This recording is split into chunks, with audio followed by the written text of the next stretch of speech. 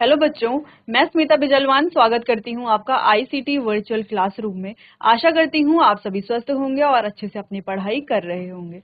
बच्चों, आज हम पढ़ने जा रहे हैं क्लास 10th की साइंस। और क्लास 10th साइंस में हमारा चैप्टर चल रहा था मेटल्स एंड नॉन मेटल्स, यानी कि धातु और अधातु।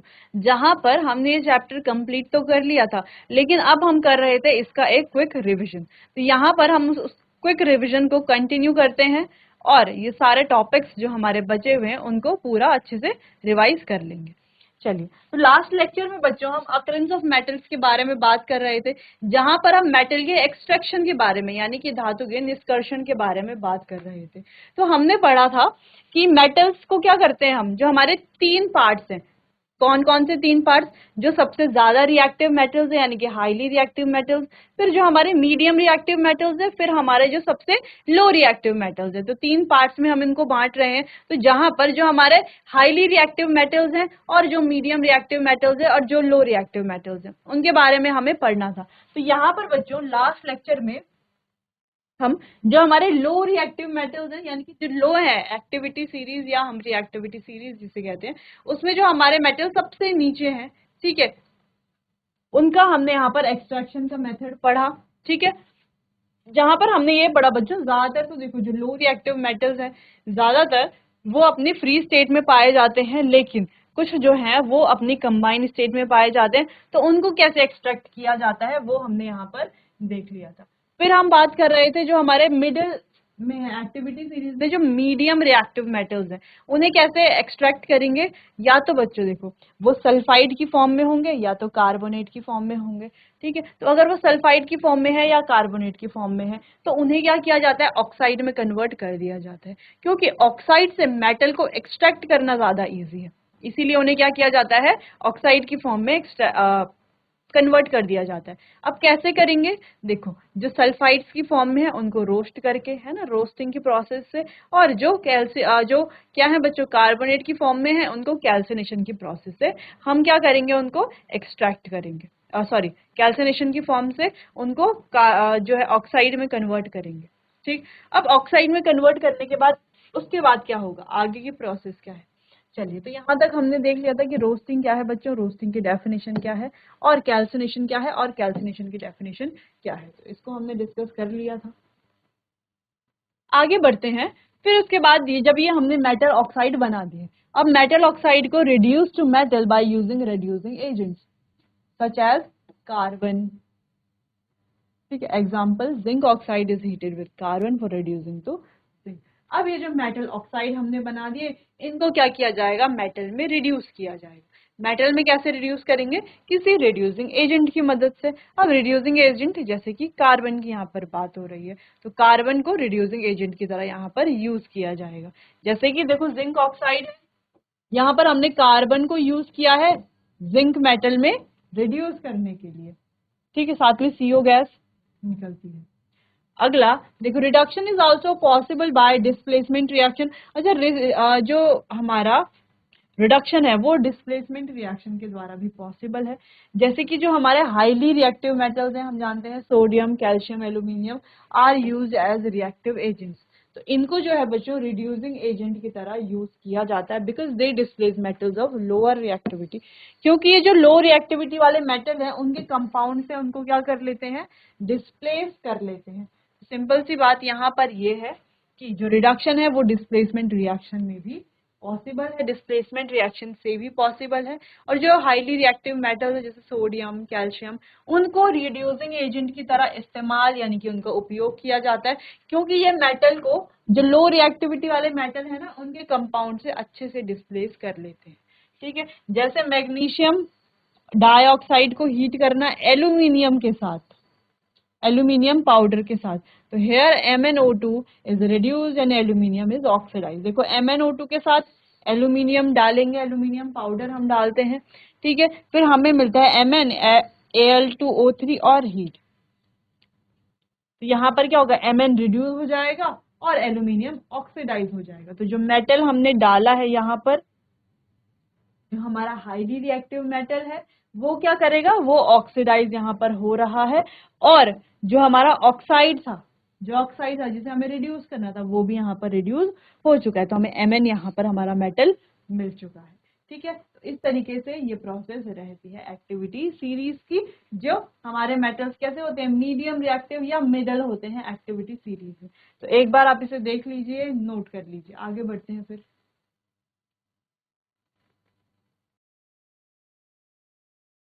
चलिए, तो अब आगे बढ़ते हैं।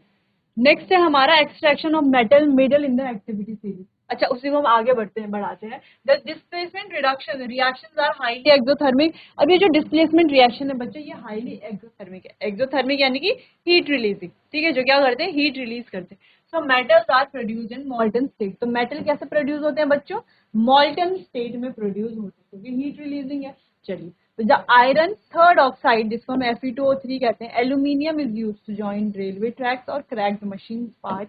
This reaction is called thermite reaction. सबसे इंपॉर्टेंट पार्ट यहाँ पर है थर्मिट प्रोसेस। आप यहाँ पर देख पा रहे हो इमेज में कि यहाँ पर क्या हो रहा है, थर्मिट प्रोसेस हो रही है। थर्मिट प्रोसेस से क्या हो रहा है बच्चों, एक्सोथर्मिक प्रोसेस है। और इसे जो रेलवे ट्रैक्स हैं उनको ज्वाइन करने के लिए, आपने देखा होगा ना, उनको ज्वाइन रहते हैं आपस में। इतना लंबा कोई ट्रैक थोड़ी ना होता है, छोटे छोटे पीसेस होते हैं, उनको क्या किया जाता है, ज्वाइन किया जाता है। तो वो ज्वाइन किस प्रोसेस के द्वारा किया जाता है, थर्मिट प्रोसेस के द्वारा किया जाता है। ठीक है, रेलवे ट्रैक हो गए या कोई हमारी बड़ी मशीन है, उसके जो क्रैक पार्ट्स हैं उनको जोड़ने के लिए इस रिएक्शन का यूज किया जाता है। क्यों, क्योंकि एक्सोथर्मिक रिएक्शन है। ठीक है, तो इस तरीके से कुछ रिएक्शन है। Fe2O3 plus 2Al gives Fe, आ गया हमारा एल्यूमिनियम, क्या हो जाएगा, ऑक्सीडाइज हो जाएगा, और ये हो जाएगा हीट सा। ठीक है, आपको ध्यान रखना है जो मेटल हम यूज कर रहे हैं एज अ रिड्यूसिंग एजेंट, वो क्या हो रहा है, ऑक्सीडाइज हो जा रहा है। ठीक है, चलिए, इतना आपको ध्यान रखना है। इस तरीके से आप रिएक्शन याद कर सकते हो आसानी से। बाकी आपको याद रखना है कि हाईली एक्सोथर्मिक है, यानी कि हीट रिलीजिंग प्रोसेस। ठीक, चल आगे बढ़ते हैं।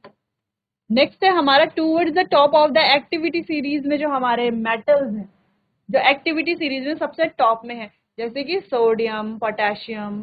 ठीक है, इनको कैसे एक्सट्रैक्ट किया जाता है, तो बच्चों इनको एक्सट्रैक्ट करने का इजी मेथड है, वो है इलेक्ट्रोलिसिस। जैसे कि हम यहाँ पर भी देख पा रहे हैं इलेक्ट्रोलिसिस। अब कैसे किया जाता है, highly reactive metal can not be obtain from compounds by heating with carbon. तो इनको कार्बन के साथ हीट करके, जैसे हम पहले कर रहे थे ना, जो हमारे मिडिल वाले एलिमेंट्स थे उनको हम कार्बन के साथ हीट करके ऑक्सीडाइज कर रहे थे। ऑक्सीडाइज करके फिर उनको किसी रेड्यूसिंग एजेंट की मदद से रिड्यूस कर रहे थे मेटल्स में, तो हमें हमारे मेटल्स मिल जा रहे थे। लेकिन यहाँ पर ऐसा हम नहीं करते, क्योंकि यहाँ पर बच्चों carbon can not reduce the oxide of. तो कार्बन, ये जो हाईली रिएक्टिव मेटल्स हैं हमारे, सोडियम, मैग्नीशियम, कैल्शियम, एल्यूमिनियम, इनको रिड्यूस नहीं कर सकता, because they have more affinity for oxygen than carbon. क्योंकि इनके पास ऑक्सीजन के लिए ज्यादा एफिनिटी होती है कार्बन से। नेक्स्ट है, तो इनको इलेक्ट्रोलाइटिक रिडक्शन के द्वारा क्या किया जाता है, एक्सट्रैक्ट किया जाता है। कैसे करेंगे, चलिए, इनके जो मॉल्टन क्लोराइड्स होते हैं उनसे इन्हें एक्सट्रैक्ट किया जाता है। कैसे, चलिए, the metal are deposited at cathode. Metal क्या होगा, कैथोड पर क्या हो जाएगा बच्चों, डिपॉजिट हो जाएगा, जो हमारा नेगेटिवली चार्ज इलेक्ट्रोड है। और क्लोरीन क्या हो जाएगा, liberate at the anode. Anode की जो दिख रहा है, क्लोरीन क्या हो रहा है, एनोड की तरफ जा रहा है। सोडियम जो हमारा मेटल है कहाँ पर जा रहा है, कैथोड की तरफ जा रहा है। किससे, मॉल्टन NaCl से। क्या यूज करेंगे, मॉल्टन NaCl हमने यूज किया है। और NaCl यानी कि Na पॉजिटिव Cl नेगेटिव में ब्रेक होगा। Na पॉजिटिव जाएगा हमारा बच्चों इस नेगेटिव इलेक्ट्रोड, नेगेटिव एनोड पर, और Cl नेगेटिव जाएगा हमारा पॉजिटिवली चार्ज्ड कैथोड पर। सॉरी, Cl नेगेटिव जाएगा हमारा, देखो मेटल तो हमारा कैथोड पर जाएगा और Cl जाएगा हमारा एनोड पर। अच्छा, एनोड जो हमारा पॉजिटिवली चार्ज्ड है उस पर जाएगा Cl नेगेटिव, और Na पॉजिटिव जो कि पॉजिटिवली चार्ज है वो जाएगा कैथोड पर जो कि नेगेटिवली चार्ज। ठीक है, यहाँ पर कंफ्यूज नहीं होना है। देखो, जो एनोड है और कैथोड है, कैथोड यानी कि बच्चों जो हमारा नेगेटिवली चार्ज है, और एनोड जो हमारा पॉजिटिवली चार्ज है। तो एनोड पर कौन जाएगा, जो हमारा Cl नेगेटिव है ना, नेगेटिव पॉजिटिव। और कैथोड पर कौन जाएगा, जो हमारा Na पॉजिटिव है। देखो, पॉजिटिव नेगेटिव। ठीक है, सिंपल। चलो, साइन याद रखना है। एनोड और एनायन डिफरेंट डिफरेंट है, ये आपको ध्यान रखना है। एनायन क्या होता है, नेगेटिवली चार्ज आयन, उसमें नेगेटिव चार्ज होते हैं एनायन में। लेकिन एनोड जो हमारा पॉजिटिवली चार्ज। ठीक है, चलिए, तो कैथोड पर कुछ रिएक्शन इस तरीके से हो रही है और एनोड पर कुछ रिएक्शन इस तरीके से हो रही है। एल्यूमिनियम इज ऑब्टेन, ऐसे ही एल्यूमिनियम जो है, reduction of aluminium oxide, aluminium oxide के रिडक्शन से भी हमें एल्यूमिनियम मिल जाता है। तो एक बार आप इसको देख लीजिए, फिर आगे बढ़ते हैं। चलिए बच्चों, आगे बढ़ते हैं। अब मेटल को रिफाइन कैसे किया जाए? मेटल ऑब्टेन हो गए, ठीक है, रिफाइन कैसे करेंगे? The metal are produced by reduction are not very pure. तो रिडक्शन से जो हमारे मेटल प्रोड्यूस होते हैं, जैसे कि हमने देखा बहुत सारे मेटल्स को हमने रिडक्शन की प्रोसेस द्वारा क्या किया है, प्रोड्यूस किया है, तो वो उतने ज्यादा प्योर नहीं होते, यानी कि उतने ज्यादा शुद्ध वो नहीं होते। तो उन्हें इलेक्ट्रोलाइटिक रिफाइनिंग के द्वारा हम क्या करते हैं, उनको रिफाइन कर लेते हैं, यानी कि उनमें जो इम्प्योरिटीज है, अशुद्धियां, उनको हटा लेते हैं। कैसे? चलिए, the most widely use method for refining of impure metal. अच्छा, आपको ध्यान रखना है इम्प्योर मेटल्स को, इम्प्योर मेटल से इम्प्योरिटीज हटाने के लिए, मेटल्स को प्योर बनाने के लिए इलेक्ट्रोलाइटिक रिफाइनिंग जो है सबसे ज्यादा यूज किए जाने वाला मेथड। ठीक, मेटल जैसे कि कॉपर, जिंक, ये ठीक है, जो भी हमारे सारे मेटल्स हैं, टिन है, निकल है, ठीक है, सिल्वर है, गोल्ड है, तो ये जो सारे मेटल है इनको इलेक्ट्रोलिटिकली रिफाइन किया जाता है। Impure metal is made the anode. देखो, इम्प्योर मेटल क्या बनाता है? एनोड बनाता है।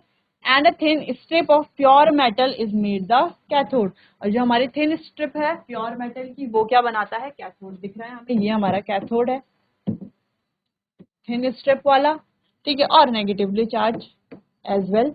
और ये हमारा एनोड है, जो थोड़ा थिक है और कैसा है? पॉजिटिवली चार्ज्ड है, हमें पता है। A solution of the new metal salt is used an electrolyte. और यहाँ पर मेटल सॉल्ट का हम क्या लेते हैं? सॉल्यूशन लेते हैं इलेक्ट्रोलाइट की तरह, जो क्या काम करता है बच्चों? इलेक्ट्रोलिटिक सॉल्यूशन हम कह सकते हैं, इलेक्ट्रोलाइट, या हम इलेक्ट्रोलिटिक सॉल्यूशन भी इसको कहते हैं। अब इसमें होता क्या है? On passing current through the electrolyte, जब हम इलेक्ट्रोलाइट से करंट पास करते हैं, pure metal from the anode, anode से जो है pure metal dissolve into the electrolyte. Pure metal जो है एनोड से क्या हो जाता है? डिजोल्व हो जाता है किसमें? इलेक्ट्रोलाइट में। Equivalent amount of pure metal from the electrolyte is deposited on the cathode. और जो हमारा इलेक्ट्रोलाइट है उससे इक्विवेलेंट अमाउंट में जो मेटल है वो डिपॉजिट हो जाता है कैथोड पर। किस पर डिपॉजिट होता है? कैथोड पर। The soluble impurities go in the solution. जो इम्प्योरिटीज बच्चों सॉल्युबल है, यानी कि घुलनशील है, वो हमारी सॉल्यूशन में चली जाती हैं, और जो अघुलनशील है वो नीचे की तरफ सेटल डाउन हो जाती है। ठीक है, बॉटम में एनोड के, जैसे कि आप देख पा रहे हो, ये क्या है? सारी सारी की सारी क्या है? इम्प्योरिटीज है। ठीक है, एनोड मड भी जिसे कहा जाता है। तो इलेक्ट्रोलिटिक रिफाइनिंग ऑफ कॉपर, यहाँ पर इलेक्ट्रोलाइट लिया हमने कॉपर सल्फेट, एनोड है हमारा इम्प्योर कॉपर, और कैथोड है हमारा प्योर कॉपर। ठीक है, तो आप देख रहे हो कैथोड क्या है? प्योर कॉपर, और ये है हमारा इम्प्योर कॉपर। प्योर कॉपर जो है वो कैथोड पर क्या हो जाएगा? डिपॉजिट हो जाए। ठीक है, चलिए, तो ये तो हो गई हमारी इलेक्ट्रोलिसिस की प्रोसेस और रिफाइनिंग की बात हमने कर ली। अब बात करते हैं बच्चों कोरोजन की। कोरोजन जैसे कि हम जिसे संक्षारण भी कहते हैं। अब इसमें क्या होता है कि जो हमारे मेटल्स हैं, मेटल्स, अब मेटल्स का यूज हम क्यों करते हैं? अलग अलग आर्टिकल्स बनाते हैं। जैसे देखो, ये हमें सिल्वर से कुछ आर्टिकल्स हैं, ये हम किससे? आयरन से बने हुए हैं, कॉपर से बने हुए कुछ हमारे क्या होते हैं? बर्तन होते हैं, कई सारी चीजें होती हैं, है ना, कई सारे चीजें होती हैं, कई सारे मेटल्स का हम उपयोग करते हैं। अब ये जो मेटल है बच्चों, ये जैसे कि हमें पता है मेटल क्या होते हैं? रिएक्टिव होते हैं, कुछ हाईली रिएक्टिव हैं, कुछ मीडियम रिएक्टिव हैं, कुछ लो रिएक्टिव हैं, है ना, लेकिन रिएक्टिव तो हैं सारे के सारे मेटल थोड़ा बहुत। तो ये जो मेटल है बच्चों, तो ये ऑक्सीजन के साथ या एयर के साथ, वाटर के साथ रिएक्ट करते हैं। रिएक्ट करने पर क्या होता है? ये मेटल धीरे धीरे खराब होने लगते हैं। जैसे हम जानते हैं, यानी कि जो ताजे कटे हुए मेटल्स होते हैं वो कैसे होते हैं? वो बहुत ही लस्ट्रस यानी कि शाइन वाले होते हैं, लेकिन कुछ समय बाद हम देखते हैं कि वो कैसे हो जाते हैं? वो मेटल्स जो है इतने शाइनी या इतने लस्ट्रस या इतने चमकदार अब नहीं होते कुछ समय के बाद। ऐसा क्यों होता है बच्चों? कुछ समय के बाद जो है वो इतने चमकदार क्यों नहीं होते? क्योंकि हमारे सराउंडिंग में जो एयर है, जो मॉइस्चर है, जो वाटर है, उसके साथ वो रिएक्ट करते हैं और धीरे धीरे धीरे धीरे अगर हम बहुत टाइम तक उन्हें खुला छोड़ते हैं तो वो क्या हो जाते हैं, कोरोड हो जाते हैं, यानी कि खराब हो जाते हैं। जैसे आयरन की अगर हम बात करें, लोहे की अगर हम बात करें, तो उसे अगर हम खुला छोड़ते हैं तो आपने देखा होगा लोहे की कोई भी चीज है तो उसमें पानी या नमी लगती है ना, हवा के साथ नमी लगती है, पानी लगता है, तो वो कैसे हो जाती है, उसमें जंग लगना शुरू हो जाता है, उसमें ब्राउन कलर की एक कोटिंग आने लग जाती है। वहीं आपने जो तांबा है, तांबे के बर्तन आपने देखे होंगे, तो उसको जब आप ऐसे ही खुला छोड़ देते हैं उन बर्तनों को, तो वो भी क्या करता है, एयर में रिएक्ट करता है, और रिएक्ट करके क्या होता है, उसका जो सरफेस है वो कैसा होने लग जाता है, हल्का हल्का हरा होने लग जाता है। ठीक है, वैसे आपने सिल्वर के आर्टिकल्स देखे होंगे, यानी कि जो हमारा चांदी है, चांदी के आपने आर्टिकल्स देखे होंगे, कोई ज्वेलरी देखी होगी, या चांदी के बर्तन भी होते हैं, चांदी के बर्तन आपने देखे होंगे, तो उन्हें जब एयर में ज्यादा समय के लिए एक्सपोज किया जाता है, ज्यादा समय के लिए वो एयर में रहती हैं, तो एयर के साथ वो रिएक्ट करके काली पड़ जाती है, जिसे हम सिल्वर की टार्निशिंग भी कहते हैं। ठीक है, चलिए, तो कोरोजन जो है, जो हमारे मेटल्स हैं उनको पूरा खराब कर लेता है।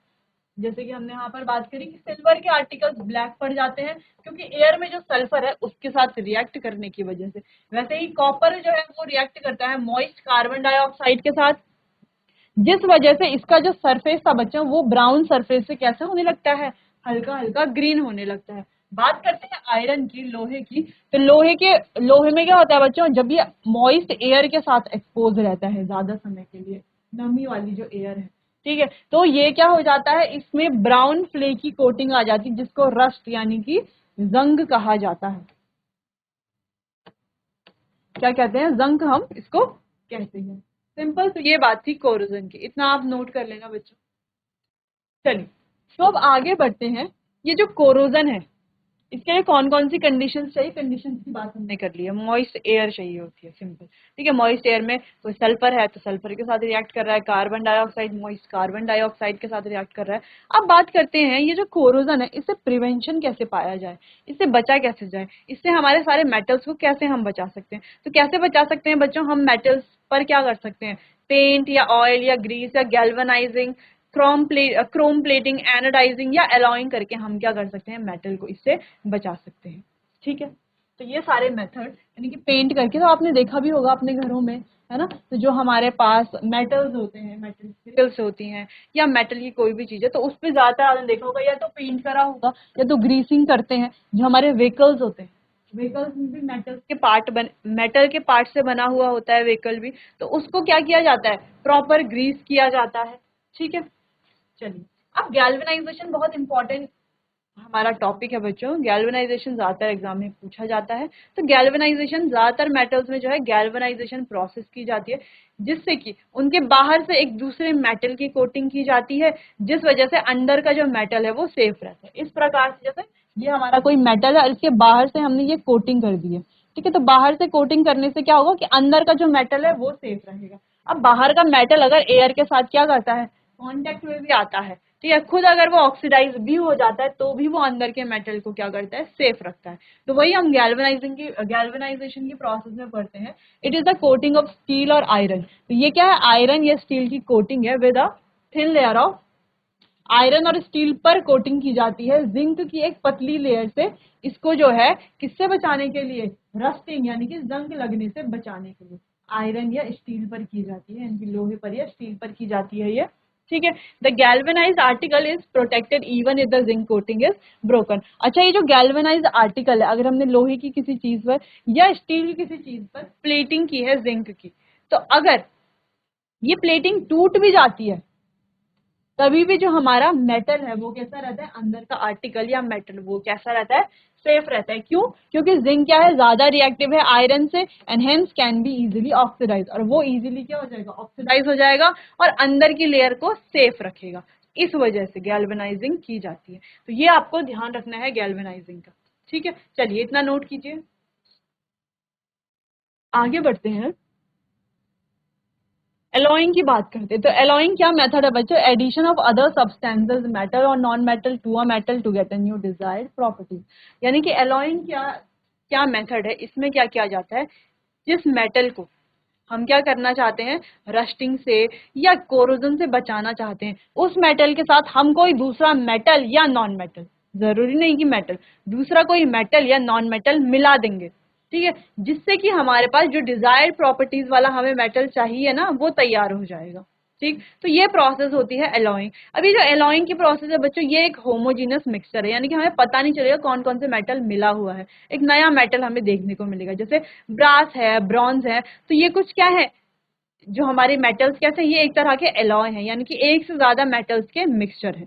चल, तो ये सबसे पहले इंपॉर्टेंट बात, ये होमोजीनस मिक्सचर होता है। तो इस पर बच्चों दो या दो से अधिक मेटल या नॉन मेटल का, इसमें दो या दो से अधिक मेटल का मेटल या नॉन मेटल के साथ मिला दिया जाता है, इसीलिए इसे एलॉय कहा जाता है।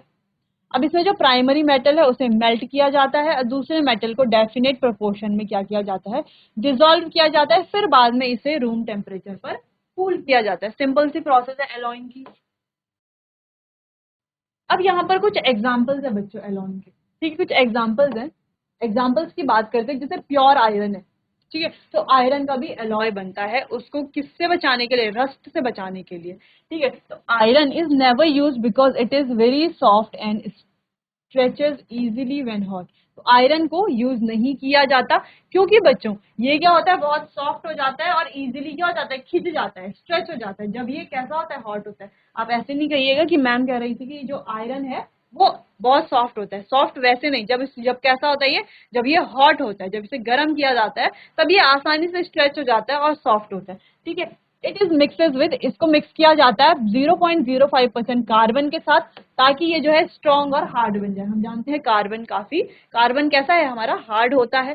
ठीक, इसीलिए इसे 0.05% कार्बन के साथ मिक्स किया जाता है हार्ड और स्ट्रॉन्ग बनाने के लिए। नेक्स्ट है मिक्सिंग आयरन विद निकल और क्रोमियम। अच्छा, आयरन को जो है Na और Cr, निकल और क्रोमियम के साथ मिक्स किया जाता है ताकि इसे स्टेनलेस स्टील बन सके। It is hard and does not rust. अब ये हार्ड भी है यानी कठोर भी, और इस पे जंग भी नहीं लगता। तो हम जानते हैं स्टेनलेस स्टील के कई सारे बर्तन हमारे पास होते हैं, तो ना तो वो क्या होते हैं, एक तो वो हार्ड भी होते हैं और दूसरी चीज क्या होते हैं, उन पर जंग भी नहीं लगता। बात करते हैं प्योर गोल्ड की, तो प्योर गोल्ड तो बहुत ज्यादा सॉफ्ट होता है, तो इससे कोई ज्वेलरी तो बना नहीं सकता प्योर गोल्ड से। तो इसे जो है सिल्वर और कॉपर के साथ एलॉय किया जाता है, सिल्वर और कॉपर के साथ मिक्स किया जाता है और इसे बनाया जाता है बच्चों हार्ड, जिस वजह से फिर इसके आगे ऑर्नामेंट्स बनाए जाते हैं। नेक्स्ट है, ये जो इंडिया में बच्चों 22 कैरेट गोल्ड को यूज किया जाता है, जिसमें 22 पार्ट्स तो हमारे प्योर गोल्ड के होते हैं और 2 पार्ट जिसको हमने अभी बात की सिल्वर और कॉपर के होते हैं। ठीक है, क्यों, क्योंकि देखो वैसे तो ये बहुत सॉफ्ट मेटल होता है, तो हम इसकी ज्वेलरीज कैसे बनाएंगे, तो इसको थोड़ा हार्ड बनाना पड़ेगा, तो जिसके लिए सिल्वर और कॉपर इसमें मिलाए जाते हैं। तो यहाँ पर कुछ और एग्जाम्पल्स भी हैं, जैसे ब्रास और सोल्डर की बात करते हैं। तो ब्रास में बच्चों Cu और Zn, हम क्या करते हैं, एलॉय यूज करते हैं, Cu और Zn मेटल को मिक्स करते हैं। वही बात करते हैं सोल्डर में Pb और Sn मेटल को क्या करते हैं, हम मिक्स करते हैं। ब्रॉन्ज की बात करते हैं, Cu और Sn मेटल को हम मिक्स करते हैं। तो आप देख पा रहे हो ब्रास, ब्रॉन्ज और सोल्डर, तो ये हमारे अलग अलग मेटल्स हैं जिनको प्रिवेंट करने के लिए, किस चीज से, कोरोजन से बचाने के लिए हम एलॉइंग की टेक्निक यूज करते हैं। तो यहाँ पर बच्चों हमारा चैप्टर जो हम रिवीजन कर रहे थे, रिवीजन भी होता है खत्म। अब आने वाले सेशन में हम इसके क्वेश्चन आंसर्स करेंगे। क्वेश्चन आंसर्स में भी सबसे पहले हम इसके एमसीक्यू टाइप क्वेश्चन आंसर्स करेंगे, फिर हम इसके कुछ असर्शन रीजन वाले क्वेश्चन आंसर्स करेंगे, फिर शॉर्ट आंसर टाइप करेंगे, फिर लॉन्ग आंसर टाइप करेंगे, और कुछ बच्चों वन वर्ड टाइप के क्वेश्चंस भी हम सॉल्व यहाँ पर करेंगे, और कुछ केस बेस्ड स्टडीज वाले।